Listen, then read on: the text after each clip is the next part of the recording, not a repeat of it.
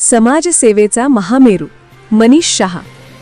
माणुसकीचा झरा जिथे वाहतो तिथे मदतीचा हात आपोआप पुढे येतो।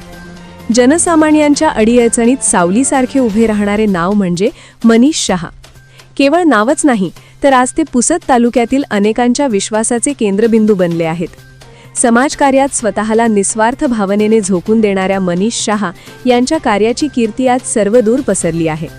दवाखान्याची तातडीची अडचण असो, अनाथ आणि निराधारांना दिलेला मायेचा आधार असो किंवा गरजू कुटुंबातील लेकीचे लग्न, मनीष शहा यांनी कधीही कुणाची जातपात पाहिली नाही।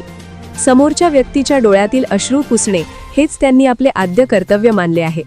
अनेक गरीब कुटुंबातील मुलींच्या लग्नात मदतीचा हात देऊन एका भावाच्या नात्याने त्यांनी बापाची चिंता दूर केली आहे।